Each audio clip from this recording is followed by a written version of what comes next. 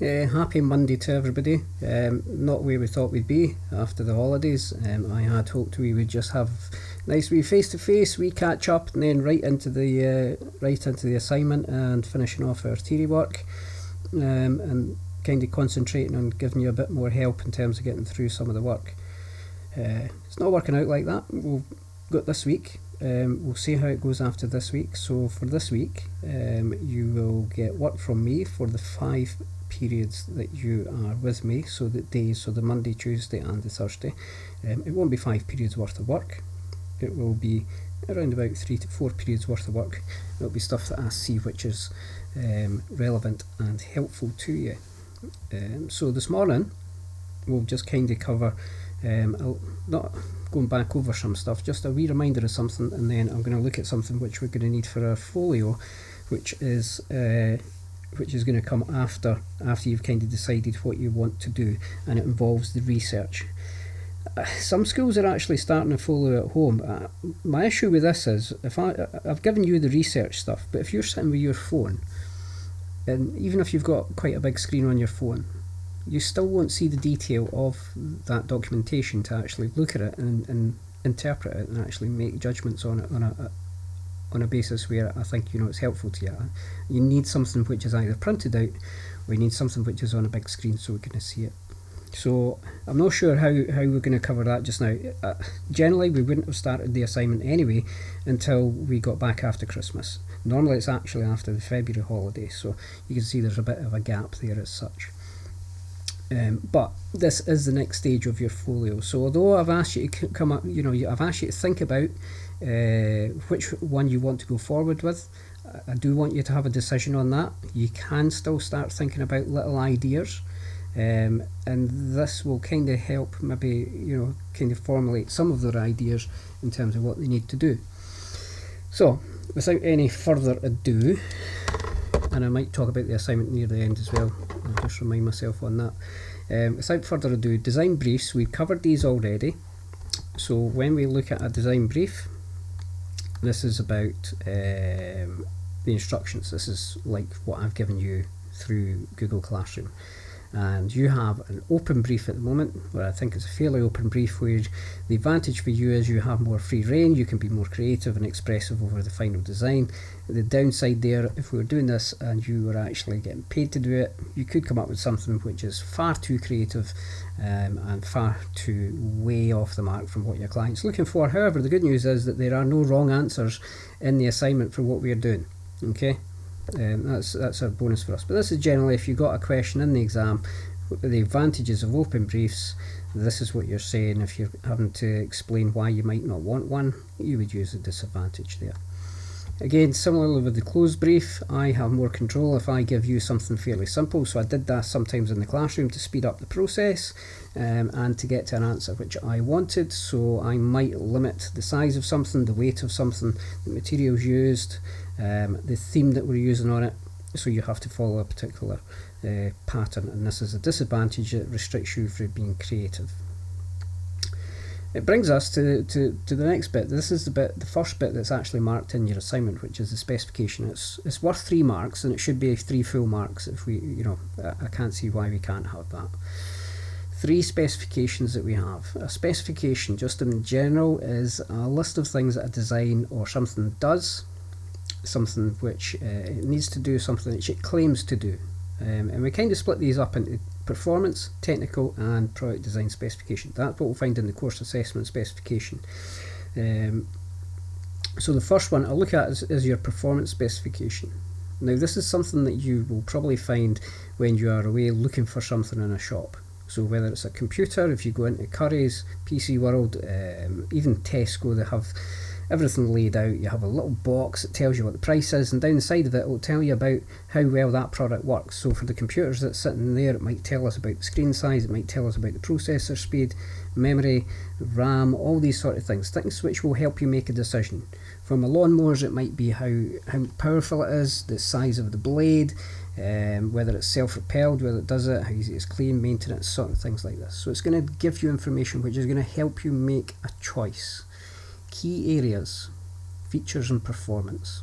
Okay, even if you go into your phone shop, Your phone shop will have all the details. I was in recently, obviously, when I was looking for my new phone, and it's, it has all the things. They'll only tell you in the shop. They'll tell you the ones that's important, that they think are going to help you make that choice. But to be fair, as you get older, you will find yourself going through life making choices like this, where you have to weigh up buying one thing against the other thing. So our performance specification. Our technical specification is a little bit more than that. So a technical specification is written when the product's ready to go into sale. Details of what the product is actually capable of. So there's a little bit more detail in here. Sometimes it's known as a data sheet or a specification sheet. So sometimes you'll have, maybe a list of data sheets, and you can pick out what you need from it. Very fact-based. And there'll be terms in there that people might not understand. So normally when I'm doing this in the classroom, I have my technical specification here for you, and you have to guess the product. I like a wee game. So looking at the technical specification of this, you would be looking down here and you're trying to work out what is this product. So I'll give you a few seconds there. I'll just kind of whitter on a wee bit as you're looking down this here, and we're trying to make our mind up. What does this actually do? Or what is the purpose? And the reason for looking at it like this is it might be things which can help you as you go through and write your specification. So you probably had a wee nosy down here. So battery type. So battery type initially, right? Okay. So battery type, which suggests to me that it's something which is handheld. The voltage, 18 volts. So it's not something that's plugged into the mains. Our mains is 240 volts, and I know from handheld products that the bigger the voltage, the more powerful they are, the longer they'll last. Maximum in steel, maximum wood. Alright, so I've got some details here, so it looks like it's working with steel and wood. Strokes per minute. Oh, I don't know what's actually happening with that then. Strokes per minute, I'll leave that one. Noise, sound, pressure. Yeah, the noise that something makes can sometimes be in a specification. Vibration that it has. And now we've got here, it has a vibration which is cutting chipboard, cutting sheet. So I can kind of guess now that the actual product here is something that cuts wood, and it looks like metal. Not so sure. There's nothing against metal there, so it might not cut metal. So it's certainly for cutting wood by the looks of it. Well, it does say maximum in steel here is 10 millimeters. So net weight, so that's going to help me decide how heavy it is if I'm going to use it. And if you're lucky, if you're working in practical woodwork, you may well have guessed this as our jigsaw. So we can see the stroke length will be the bit which with the blade going up and down the way here. So this bit here going up and down. Okay, so that's kind of how a specification, a technical specification may well look. Our design specification is probably maybe the closest thing to what we want to actually do, what we want to write. Describes the requirements of the solution. The product's not yet been designed, so at the moment the people are all getting around the table saying, right, what do we want it to do before we actually sort of get started on it? What does the market want? What's the market called out for? So a lot of it will depend on what your brief was, and it will depend on what your feedback is from your customers, and we'll do a little bit on feedback and stuff like that. But essentially this is like your questionnaires, surveys that you're doing, going and asking people, and you'll see from the research in the folio that you've got to do that someone's already done all that research for you and asked the questions and given you some answers. So you have to stick to some of the things that are written in there. So it may well be that it's talked about the performance, maybe something to do with the materials, the assembly cost, the size of it, conditions, where it's going to be used, retail prices. It might be talking about the ergonomics, the aesthetics of it.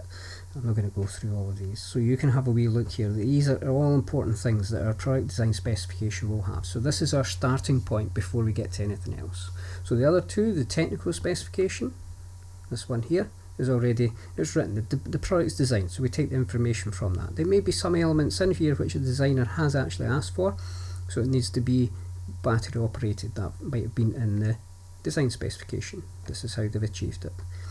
And then if we go back, our performance specification, again, some of the points which will come up will be here for the customer, but in an easy written format for them to understand.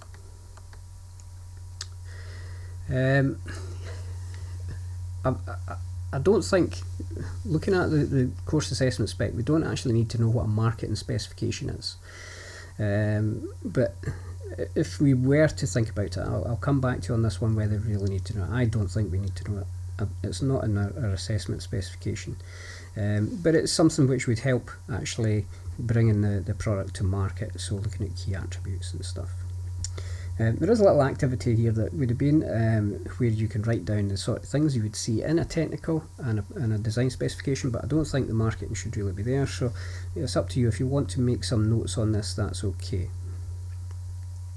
I think the important thing is when we come to write our specification, our design specification, that's what this is relevant to, is looking at the assignment and what should we actually do, how should we actually do this. If you think about the 5 design factors that we've got, so we've got function, aesthetics, ergonomics, performance and market.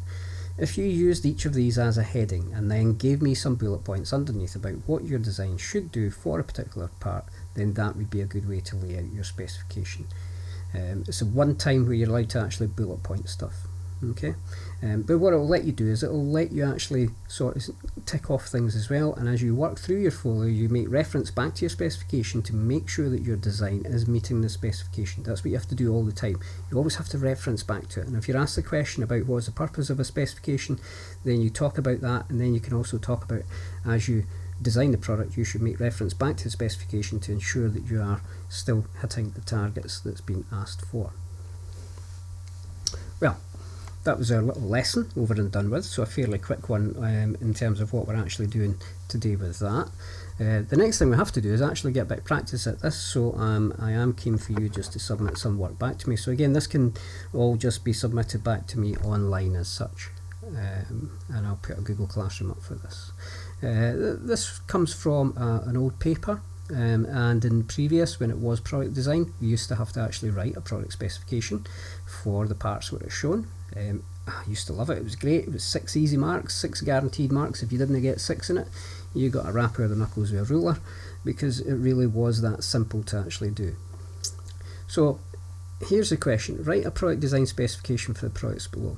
I'm not giving you a number of marks, a number of different parts, but I think we should be able to take our design factors, our 5 design factors that we've got here, and I think we should be able to write at least 1 or 2 points for each of these, maybe even more than 2, and I think we should get past sort of the 6 marks. I think it should be at least about 8 to 10 things which we can actually say about these 2 products.